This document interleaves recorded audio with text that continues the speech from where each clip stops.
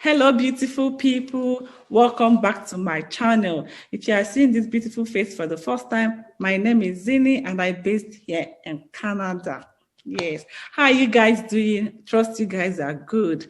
So in today's video, we have a special guest. Yay! Yes, we have a special guest. And I will let our guest to introduce himself. All right. Good afternoon from here. My name is Emmanuel. I was born and raised in Nigeria. I stay in Los Angeles, California, where I work as a healthcare worker and a minister of the gospel. Okay. Thank you for having me. Yeah, thank you for coming. Thank you. Okay, guys. In today's video, we are going to discuss about what you should know before you say I do. Very, very important and very, very educative and entertaining as well. Too much of your time. Let's dive into the video. So, our first question to you, Mr. Emmanuel. Like what you should know, like if I'm about to get married, what advice will you give me? What will I know before getting into any relationship? Okay. Thank you for the question. The first thing I want to say is that God instituted marriage. God invented marriage between Adam and Eve in the Garden of Eden. Yeah. So one cannot approach marriage without God, or relationship without God. So it's important to understand the purpose of marriage. The purpose of marriage is for two people who love God to come together in order to advance the work of God, the kingdom of God. And that means you have to discover God first. Yeah, sure. You have to discover God first, because if you don't discover God, the Bible says what God has joined together, let no man put asunder. So if God didn't join it together, it's not going to work. So the first thing is discover God, so it's very important. So there are other points. I don't know if you want me to, Okay. For you. Okay. So when you find your purpose, the other thing is, but feel free to, to come in, make a contribution or ask a question. So another thing is you have to discover your personality, understand your personality. You understand? For example, if you are the kind of person that is jovial, you like to be happy, you like to laugh, that's your personality. I know you're kind of person. So if you are that kind of person, you want to be careful how you choose a life partner, You don't want somebody that will make you sad. You don't want someone that will kill your joy. So understand your personality, understand your kind of person, your traits, your personality traits is very important. Because I'm introvert, I want to make sure I don't settle down with a woman that is my kind of person and personality. Yeah. You got to balance it. So you discover your personality, then you work on your character. Most times people, very, very important, Yeah. So we need to work on our character, because sometimes you might meet a nice person and then lose the person because of bad character. So, and I've seen that happen a lot of times. So it's good for us as, single people to work on your character. Take your time. It's not rush. Yeah. It's not rush. Yeah. It's marriage or relationship is not competition. It's some people, because Adobe is married, because Ezine is married, I want to get married. It doesn't work like that. You have to take your time. No, it doesn't work like that. You got to take your time, because sometimes based on where God is taking you, he might delay you. And sometimes when God is delaying you, it looks like he forgot you. He didn't forget you. He's working on you. Live your life, enjoy your life. There are sometimes personally. Enjoy your life in a rightful way, because when they say enjoyment, they feel like, no, I don't mean careless living. I mean, be wise with it. Personally, okay, my hobby, I love to read. I read a lot and I write books, I publish books. Apart from my job, in the hospital, I write books. So, but I find ways to enjoy my life. Like there are times I go to the movies by myself. I Yeah. just go to the park at night, listen to music by myself, take a walk. Love your life. Because if you don't love you, nobody can love you. You got to love yourself. You got to love yourself and appreciate your life. You know, I didn't want to wait till I get married to go for my degrees. You go to school, get your degrees, get your masters, get a job, invest. All these things are because what you are doing is that you are building the quality of your life. You are building the quality. And the more you build the quality of your life, it determines the kind of person you attract. The quality of your life. A very good point. Yes. Yeah, it determines who you attract. So if you don't develop yourself if you don't, some people say, I have had some people tell me, "Oh, your standard is high." I'm taking it higher. Yeah. I'm taking it higher. You got to raise your standard. You can't bring down your standard for people. You can't bring it down.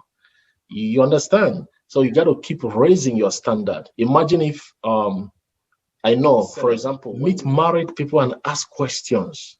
Yes. Ask Yes. questions. Like not married. I do associate myself with married people.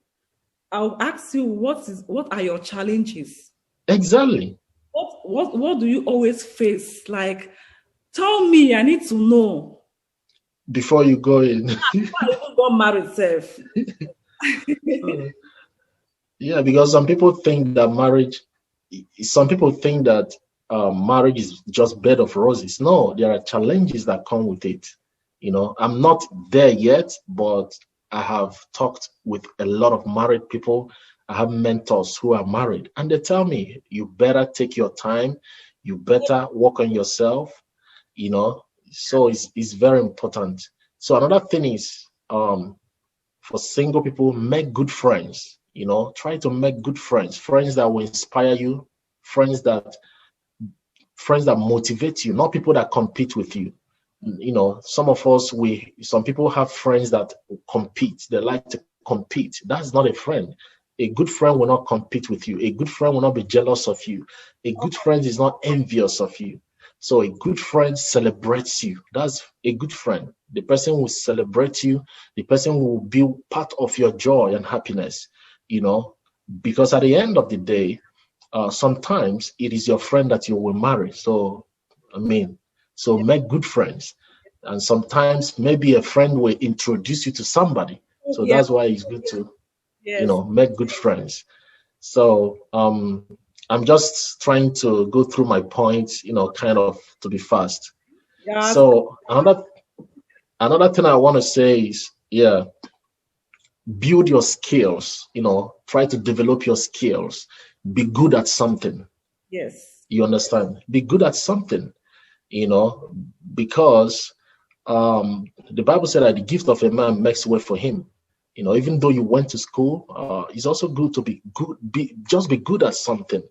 It's good for a single person, a young person, to use your singleness to prepare yourself, to work on yourself, to make good friends, to develop your life, to build your standard. This is what I want to say. This is the last point on this particular topic. Okay. If you don't live, if a single person is sleeping around, when the person gets married, the person will sleep around. Right. If you see a single person, a person that is single and the person is just sleeping around, it's a training ground. It's just a training ground. When the person finally gets married, the person will keep sleeping around. People don't change. People evolve. I hear some people say, "Oh, when I marry him, I will change him." People don't change. People don't change. So most men I know that are cheating on their wives, when they were single, they were sleeping around. So when they got married, they kept doing it. So it's important to use the single life to build discipline, build that discipline. You tell yourself, I don't want to do this, and I will never do it. So that when the person gets married, it's easy. I mean, that is the few things I have on that. Okay, thank you so very much, and we really Thank you. it. So our next question or topic. Okay, Is it topic or I don't know what to call it. How will you know he or she is the right person? Like how we okay, let me say, for instance, now I want to get married. I have like 5 suitors or 10 suitors or 2 suitors. Oh wow. How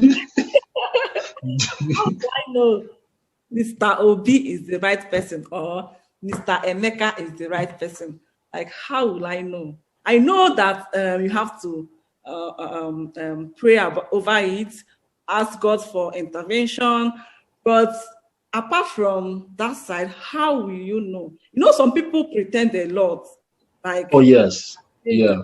You won't even know their worst character until you go in there. Until you go in. So how will you know? Like, how will you know? How will I know that, okay, Mr. Emeka is right for me or Mr. Obi is not right for me? Well, but women have a natural intuitive knowledge. Women have discernment naturally. Every woman has discernment. Like a woman can look at something and she will see what a man cannot see.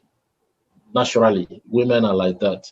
So, but on a general note, I would say, if it's personally, let me use myself as an example. If I meet a lady that's probably in charge, and I feel attracted to her, and I want to go into a relationship with her, I'm checking for peace of mind. The first thing to check is peace. Mind. If there is peace in that friendship and in that relationship, there is a 99% probability that is God's will. If you have peace of mind, the both of you are not quarreling, you are not fighting, you are not arguing all the time. Shipping something, Okay. Especially women, we pretend a lot. You want it, it's fine by me. Okay. But where's the rate? Hey, when this thing entered women, even men also, they do. Yeah, men too, yeah. So that's being at peace. Like some women or some men can even be at peace with you for 2 years in courtship. But when they say I do, peace is well, well, that is why we need God, because God knows what we don't know. Yeah. You understand? So if, like you said at the beginning, prayer is very important. Prayer is very, very important because prayer reveals the true character. Yeah. Prayer reveals the true character of people. So you pray and you tell God, if this is your will, show me. If this is not your will, show me. And sometimes the person will reveal his true character without knowing. Yes. Yes. But it's my prayer that was answered. So, another thing is check for confirmations, divine confirmations. Some people have dreams. God can speak through dreams. The major point I want to say here is, you have dreams. I'm not that type. I don't dream in that area. You can get confirmations through a dream. You can get confirmations through signs. You can get confirmations through the word of God. You can get confirmations on it. But if there is constant quarrel, constant argument, constant fighting, is not God's will. So you pray and you tell God, if this is your will, show me. If this is not your will, show me. And sometimes the person will reveal his true character without knowing. Yes. I'm telling you, the person will reveal the true character without knowing. I have experienced that a lot of times where I thought that a girl is so nice, but when I prayed this prayer I told you, and I asked God to make her do something that will make me know it's not your will, suddenly the person will do something very funny. And it's after she does it that she will start realizing, I'm sorry, I didn't even know when I did it. You know, but it's my prayer that was answered. So, another thing is check for confirmations, divine confirmations. Sometimes if your parents, if the parents or the family of a person tells the person, don't marry this person, I tell the person, don't even go. If your family says no, don't go. Don't go, yes. Yeah, if your family says no, don't go. Especially the parents, father and mother. If the dad or the mother says, don't go, I'm seeing something you don't see, don't go. Because most of the time it turns out bad, To know the right one is check how the person treats his family. Because a man that doesn't respect his mother and his sisters will not respect you. There's no two ways about it. If he beats up his sisters, he will beat up the wife. So, yeah. No. Yeah. So a man that is, you see, people don't change. I keep saying this. The way a man treats his family is the way he will treat his wife. They don't change. It's a pattern. So see how the person treats people around him. If you go out with him, how does he treat other people that are beneath him? Another big one is, does he respect you? If he doesn't respect you, forget it. Forget it. So respect is a big one. It's a big one. You don't marry somebody because you love them. It's not love. Love is not. I mean, you can develop love for anybody.